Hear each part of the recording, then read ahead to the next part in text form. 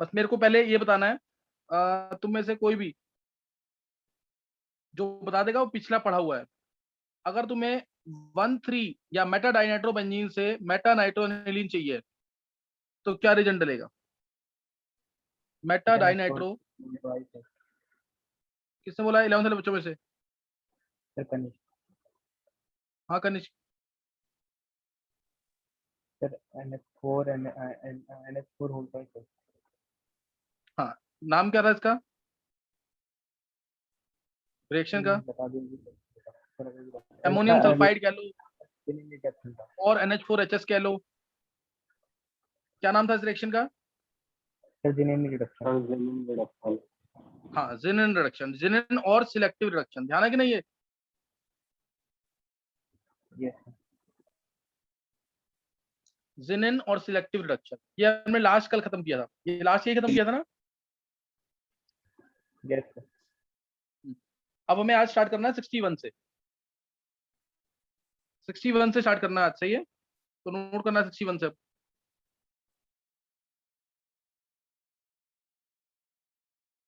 Sir एक बार पिछला page लगा सकते हो?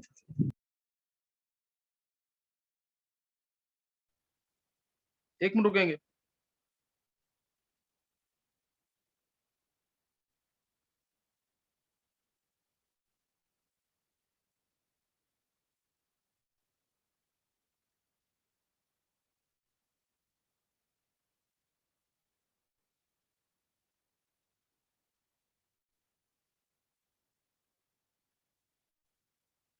हो गया सर। चलो,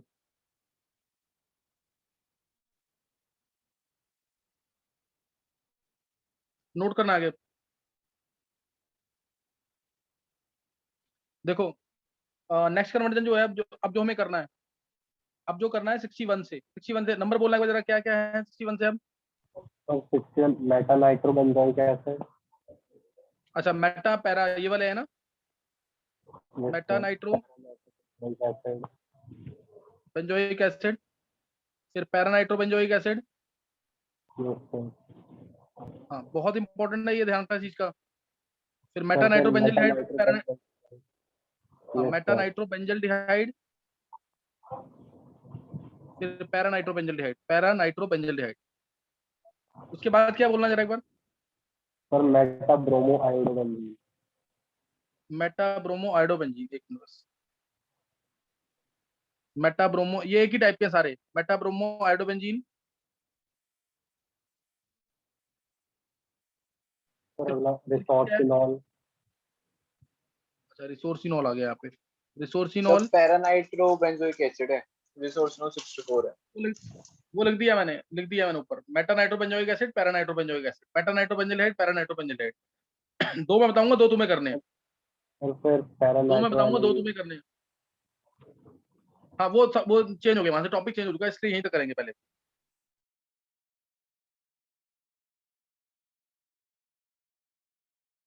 अब देखना यहाँ से, अब जो, अगर मान लो मेरे को मेटा पे कोई चाहिए सब्स्टिट्यूएंट, ध्यान रखना, मेटा पे कोई सब्स्टिट्यूएंट चाहिए, जैसे मेरे को चाहिए मेटा नाइट्रो बेंजोइक एसिड, तो मेरे को यहाँ पे COOH लाना पड़ेगा।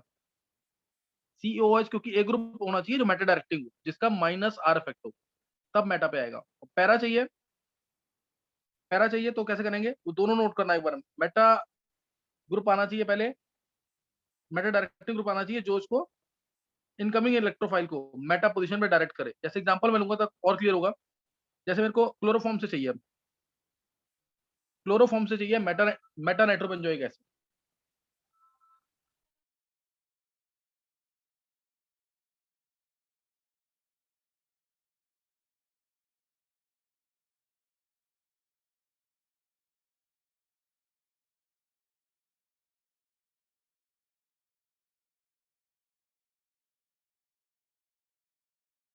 देखो, एक बार देखेंगे, अब क्लोरोफॉर्म से मेरे को चाहिए ना, मैं फिलअप कर रहा हूँ, मैं इसको आंसर बस एरो पे तुम्हें फिल करना है, मैं तुम्हें बताऊँ कि किस तरह से करना है और क्यों करना है, वो तुम्हें सोचना है इसमें।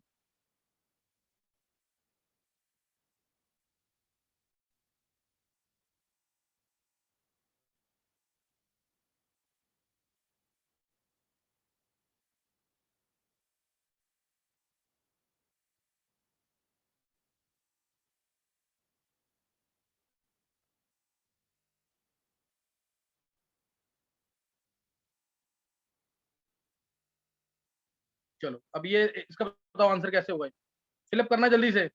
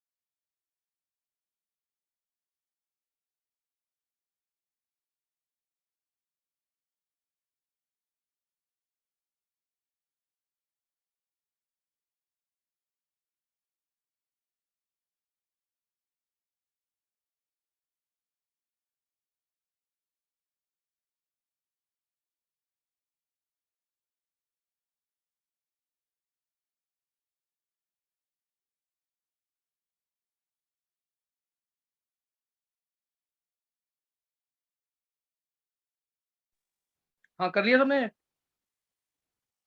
Yes sir. 11 साल बच्चे में कौन बोलेगा, 11 साल बच्चों में से?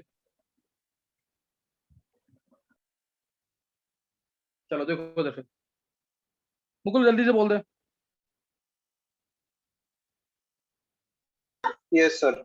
सर सबसे पहले तो एजी हीट, फिर रेड हॉट एफई ट्यूब, फिर CHCl3 हाँ एनाइड्स CL3 में, फिर K2Cr2O7H+, फिर concentrated HNO3 plus concentrated H2SO4। हाँ, यहाँ पे आ जाएगा CH3Cl AlCl3। उसके बाद यहाँ बहुत इंपॉर्टेंट रिएक्शन है, कोई भी ऑक्सीडाइजिंग एजेंट डाल दें जो स्ट्रांग हो, तो ऊपर कोई भी बेंजीन के ऊपर लिखाइल ग्रुप है वो आसानी से ऑक्सीडाइज हो जाएगा COH। सही ना, वो आसानी से ऑक्सीडाइज हो जाएगा COOH में। ये डाल दो और फर्स्ट एल्कलाइन KMnO4,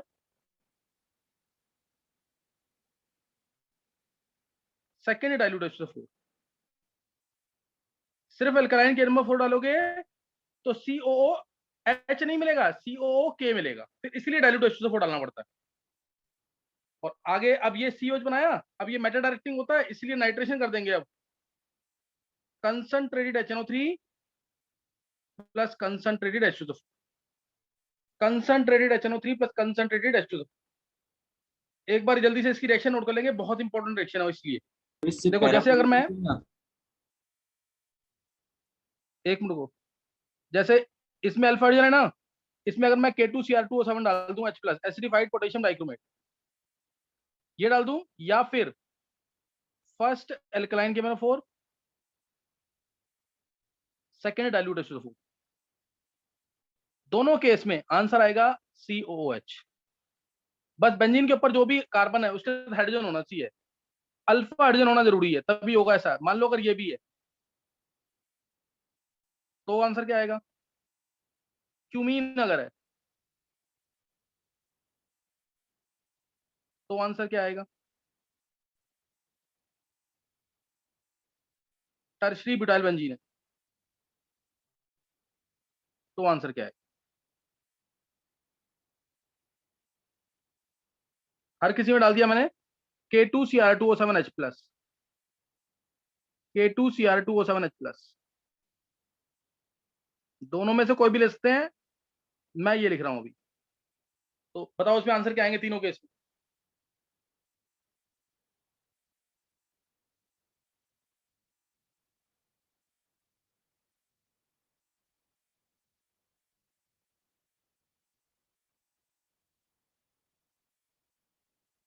बोलो।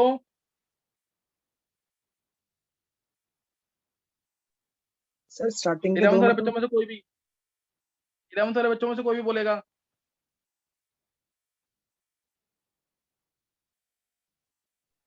अर्नव,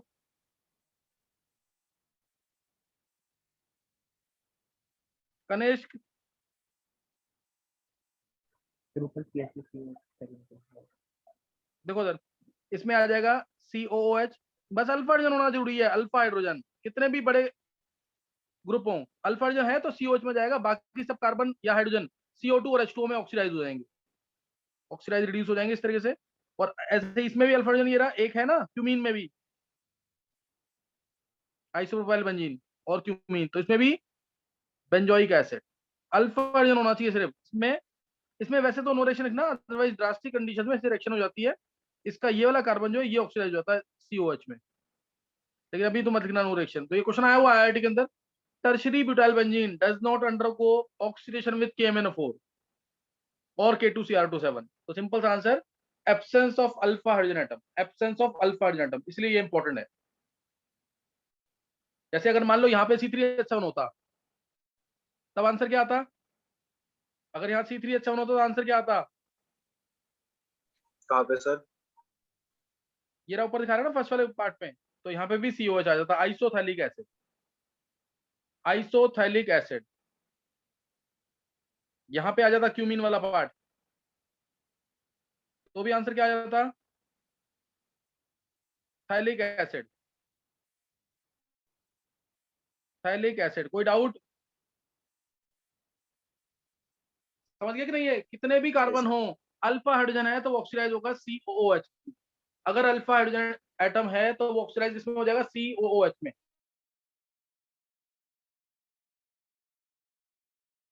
अल्फा हाइड्रोजन होना जरूरी है, आंसर हमेशा बेंजीन के ऊपर COOH आएगा।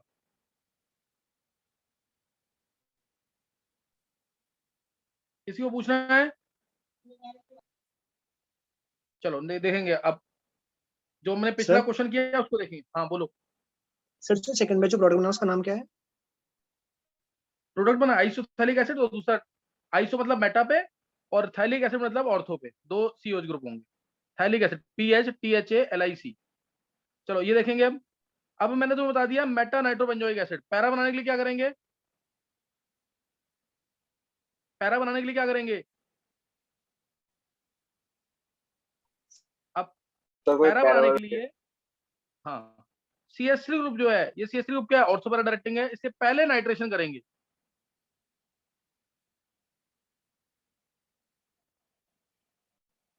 पहले होगा नाइट्रेशन CH3 और ये NO2 आ गया, और अब डाल देंगे इसमें K2Cr27H+,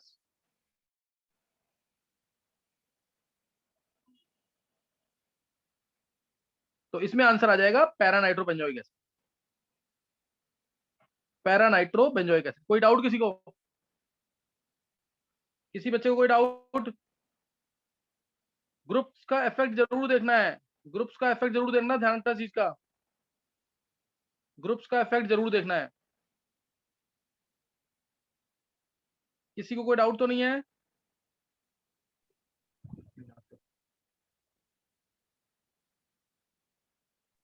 नहीं सर। अब हाँ अब जल्दी से करेंगे, मेटा नाइट्रोबेंजल्डिहाइड और पैरा नाइट्रोबेंजल्डिहाइड खुद करेंगे, मेटा नाइट्रोबेंजल्डिहाइड, पैरा नाइट्रोबेंजल्डिहाइड, ये खुद ट्राई करो आगे।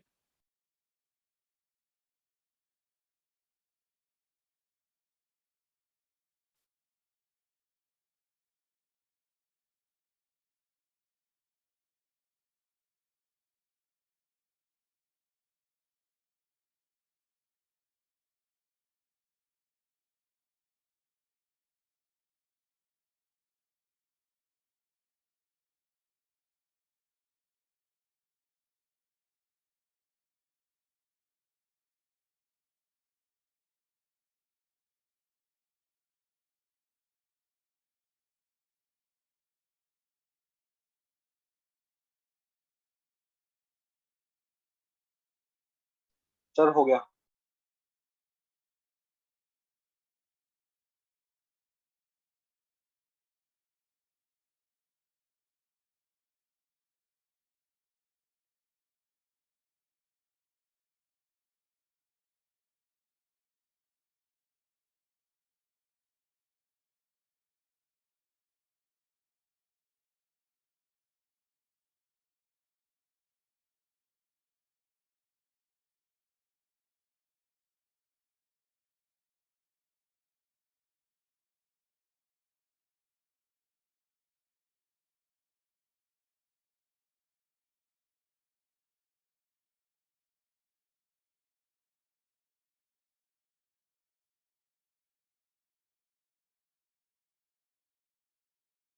हाँ कर लिया ये? Yes. Yes sir. 11 वाले बच्चों ने किया किसी ने? सर मैंने किया है। निवृत्ति, यस सर। निवृत्ति बताओ कैसे किया है? सर पहले तो CaCl3 में Ag के साथ हीट कराया। सही है। बेंजीन के बाद बताओ, बेंजीन के बाद।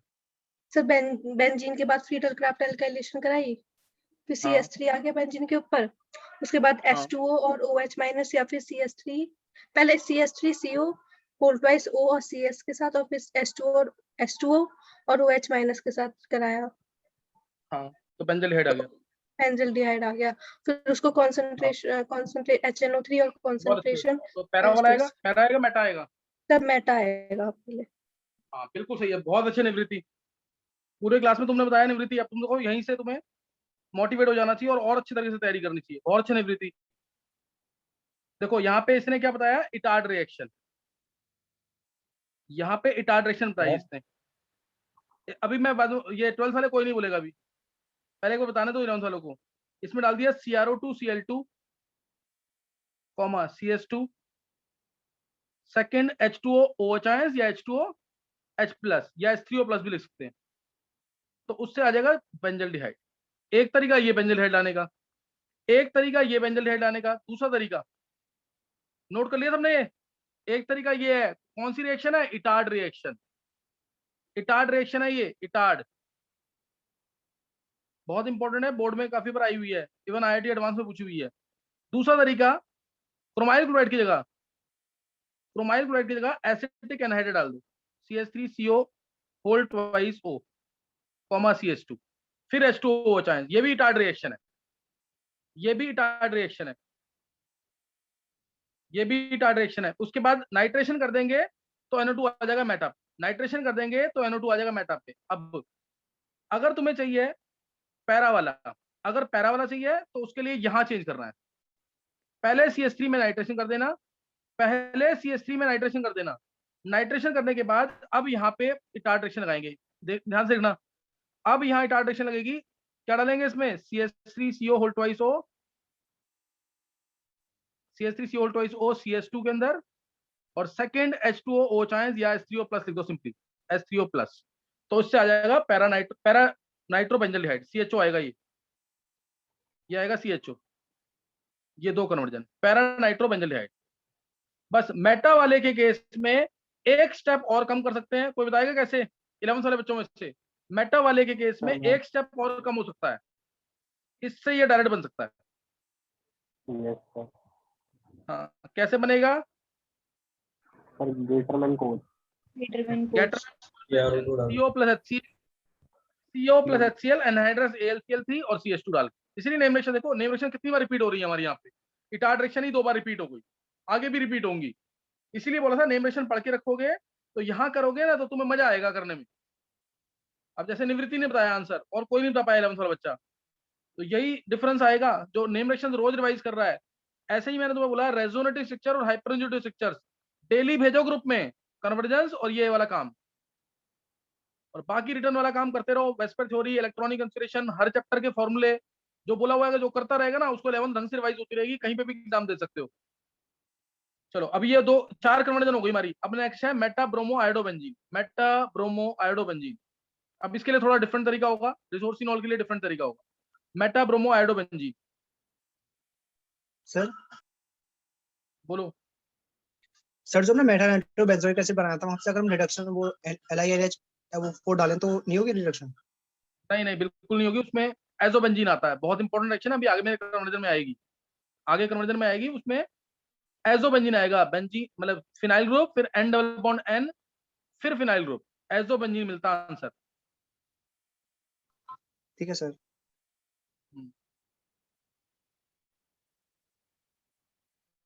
अब नोट करना है Meta bromo iodobenzene, meta bromo iodobenzene, meta bromo iodobenzene, फिर रिसोर्सिनॉल। देखो मेटा ब्रोमो आयोडोबेंजीन ये है, मेटा ब्रोमो आयोडोबेंजीन, या Br ऊपर लगा दो, आई नीचे, एक ही बात है। अब इनमें से तुम कोई भी ग्रुप डायरेक्ट ले आओगे, मान लो तुमने Br ले आए डायरेक्ट, Br2Fe डाल के Br ले आए, तो बी आर कौन सा डायरेक्टिव है, इसका डायरेक्टिव इन्फ्लुएंस क्या है, ऑर्थो पैरा है कि मेटा है, इसका directive influence ortho. Ortho para, इसीलिए बी आर को लाने का कोई फायदा नहीं है, इसलिए बी आर को लाने का कोई फायदा नहीं है, समझे कि नहीं। तो हम क्या करेंगे, इधर इधर हम कोई ऐसा ग्रुप लेके आएंगे जो पहले मेटा डायरेक्टिंग हो, फिर इसके अंदर कन्वर्ट हो जाए, फिर इसके अंदर कन्वर्ट हो जाए। तो आप देखना थोड़ा लेंदी मेथड होगा यहाँ पे। पहले मैं हमेशा लेके आऊंगा NO2 ग्रुप, वो कैसे आएगा, नाइट्रेशन से, concentrated HNO3 plus concentrated H2SO4। चलो मैं इसको फिलअप की फॉर्म लिख रहा हूँ, देखते हैं किसको याद होता है। ये आ गया NO2 आ गया, उसके बाद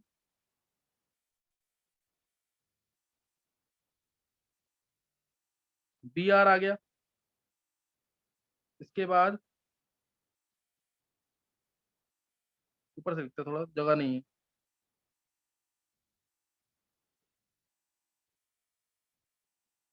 फिर आ गया NH2Br, फिर आ गया N2Cl Br, उसके बाद ये आ गया। आप बताओ फिलअप कौन करेगा इसका, कौन करेगा इसका फिलअप,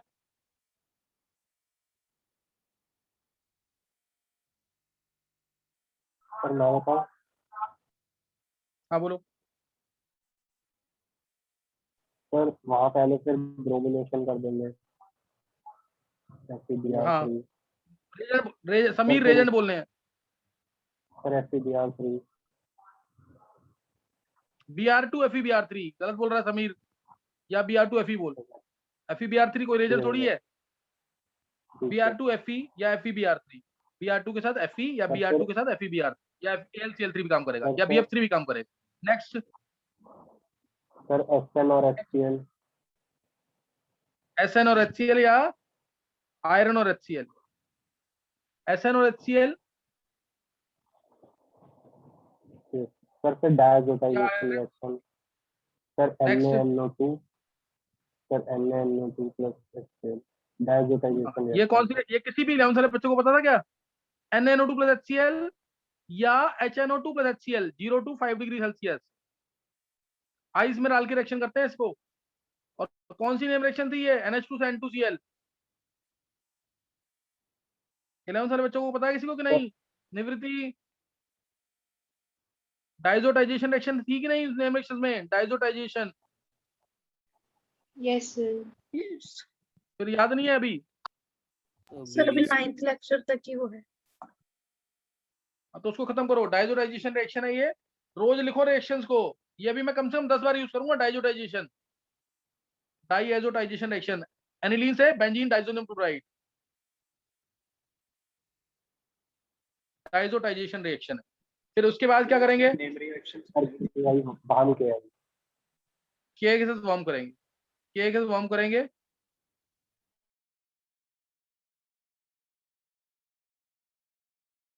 जाएगा ये पूरी कन्वर्जन है क्या। हाँ, क्या किसी भी बच्चे से खुद हुई थी ये रिएक्शन,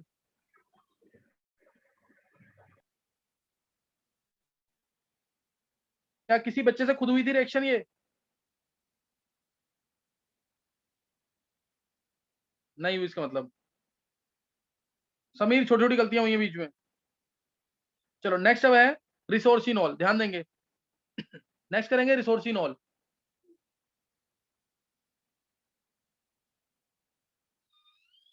रिसोर्सिनॉल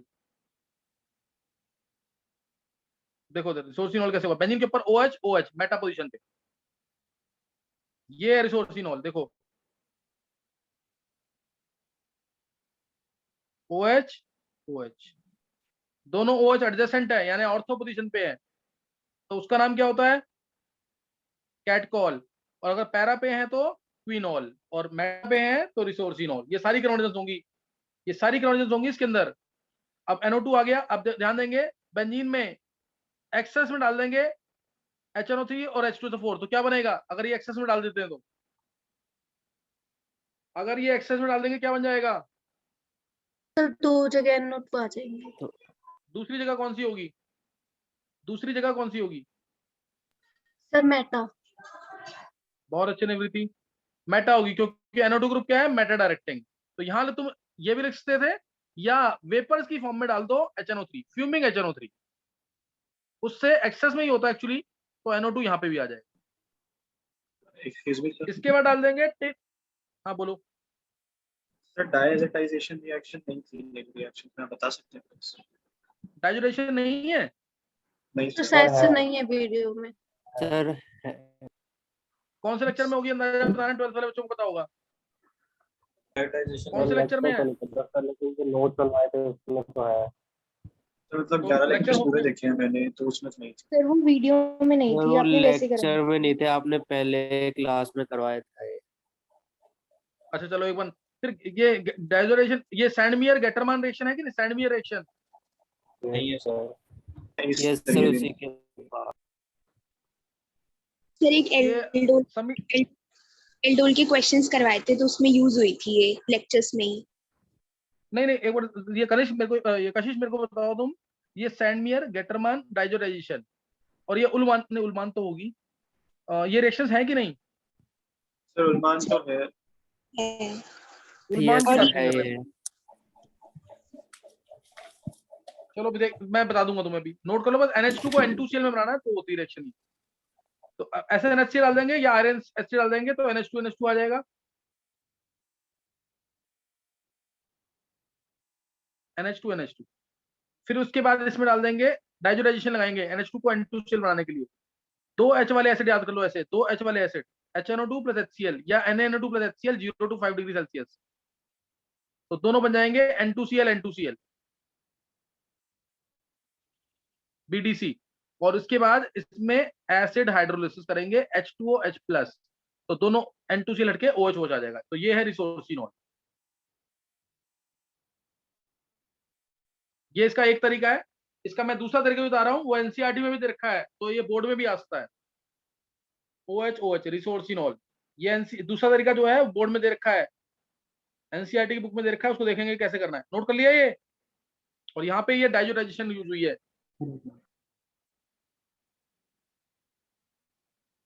नोट कर लिया कि नहीं। कर लिया। चलो अब देखना है सेकंड मेथड।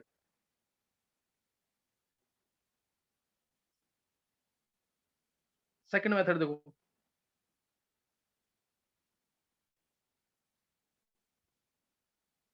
देखो सेकंड मेथड के लिए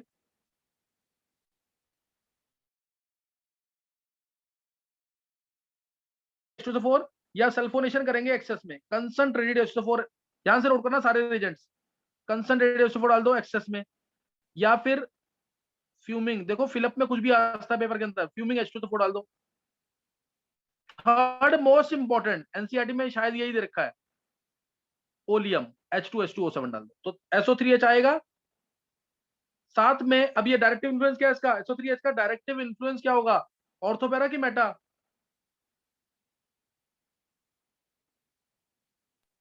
इसका मेटा। डायरेक्टिव इन्फ्लुएंस क्या होगा, ऑर्थोपैरा की मेटा, इसका डायरेक्टिव इन्फ्लुएंस है मेटा। SO डबल बॉन्ड है ना ऊपर, डबल बॉन्ड है तो क्या होगा, मेटा डायरेक्टिंग होगा ना, ये H2H2O7 डाला तो SO3H आ गया कहाँ पे, मेटा पे, और इसके बाद NaOH के साथ फ्यूज करेंगे तो SO3Na आता है, बेस है ना, तो एसिड का H हटा के Na सॉल्ट बना देगा, और एक्सेस में डाल दोगे तो ONA आ जाएगा। Na दोबारा डाल दिया तो SO3 हाईली स्टेबल है, हट जाएगा और ONA आ जाएगा, ONA फिर डाल दो डाइल्यूट HCl या H2H प्लस, फिर डाल दो डाइल्यूट HCl या H2OH प्लस, ये आ गया यहाँ पे देखो H2H प्लस डाला हुआ मैंने, या फिर डाल दो डाइल्यूट HCl। तो जैसे हमारा डाउस प्रोसेस में हुआ था ऐसे ही रिसोर्सिनॉल आ जाएगा। डाउट किसी को, रिसोर्सिनॉल बन चुका है यहाँ पे ये,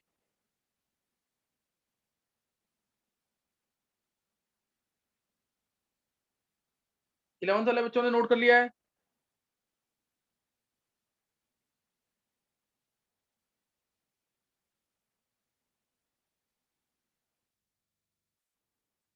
वेदांत,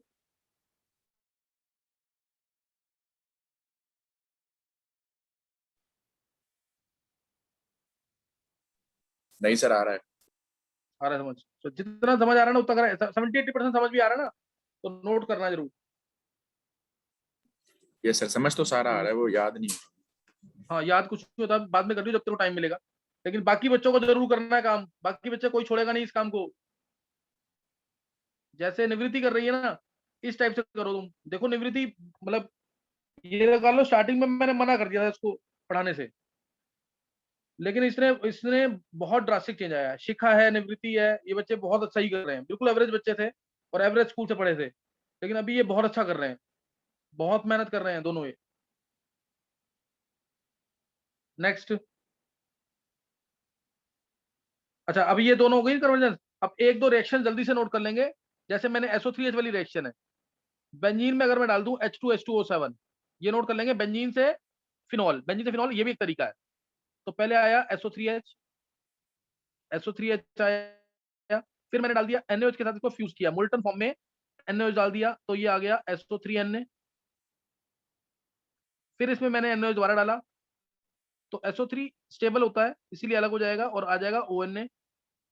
फिर डाइल्यूट HCl डाला तो आ गया फिनॉल। तो फिनॉल, ये रिएक्शन सबको पता होनी चाहिए। मैंने सेम चीज यूज की है पीछे, ये सेम चीज पीछे यूज की है। ये यहां से यहां तक एक स्टेप ही होता था, NaOH का फ्यूज लिखते एक्सेस, ये भी लिख सकते थे, इससे ये डायरेक्ट भी बना सकते थे। तो ये फिनॉल आ गया यहाँ पे।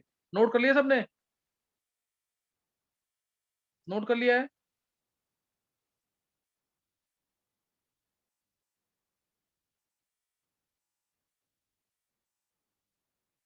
फिर देखो डाइजोडाइजेशन रिएक्शन, डाइजोडाइजेशन रिएक्शन, एनिलीन है, इसमें डाला NaNO2 + HCl या HNO2 + HCl 0 to 5 degree Celsius, ice में करते हैं रिएक्शन। तो आता है benzene diazonium chloride, N triple bond N plus Cl negative. इसको हम थोड़ा शॉर्ट फॉर्म में लिखते हैं इस तरीके से, N2Cl। तो ये benzene diazonium chloride reaction is diazotisation, ये है रिएक्शन डाइजोटाइजेशन, और इसका नाम है benzene diazonium chloride, benzene diazonium chloride. Aniline से बेंजीन डाइजोनियम क्लोराइड, बहुत इंपॉर्टेंट कन्वर्जन, एनिलीन से बेंजीन डाइजोनियम क्लोराइड। तो ये डाइजोटाइजेशन रिएक्शन है, समझ आ गई कि नहीं सबको? और इसी के आगे जस्ट है सैंडमियर रिएक्शन, सैंडमियर रिएक्शन। बीडीसी से अगर मैं इसके अंदर डाल दूं CuCl और HCl तो मिल जाएगा क्लोरोबेंजीन। इसी में डाल दूं मैं अगर CuBr और HBr तो मिल जाएगा ब्रोमोबेंजीन। इसी में डाल दूं मैं CuCN और अब यहाँ HCl मत लिख देना जैसे HBr लिखा ऊपर, जैसे HCl लिखा ऊपर, क्योंकि HCl एक वीक एसिड है, वो आयनाइज नहीं होता प्रॉपर्ली, कोवेलेंट कंपाउंड है, इसलिए यहाँ पे KCl लिखना। ये तीनों रिएक्शन सैंडमियर है और इससे मिल जाएगा बेंजोनाइट्राइल, बेंजोनाइट्राइल। और इसके आगे तुम्हें 4 रिएक्शन तो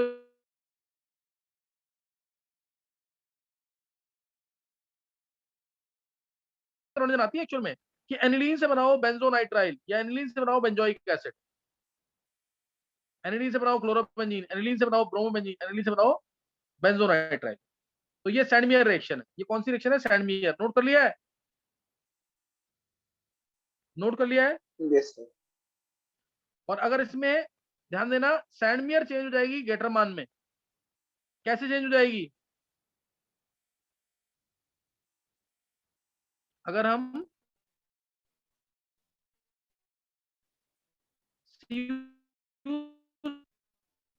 यहाँ पे सिर्फ कॉपर पाउडर आ जाए, ये Br हटा दिया, Cl हटा दिया, तो ये हो गई गेटरमान रिएक्शन। और ये दो रिएक्शन है, ये सिर्फ इसकी दो रिएक्शन है। This is Gattermann reaction. Gattermann को सीधे ब्रोमोबेंजीन, कॉपर पाउडर और HCl, कॉपर पाउडर और HBr, कॉपर पाउडर और HBr। समझ गए कि नहीं? ये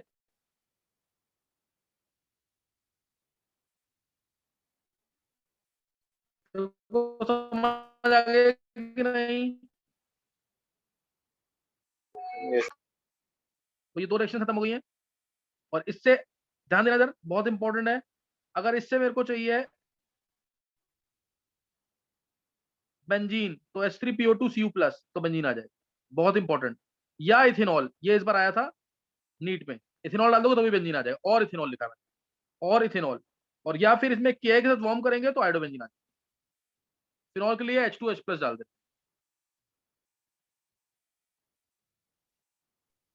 सर H3PO2 के बाद क्या लिखा है? Cu+,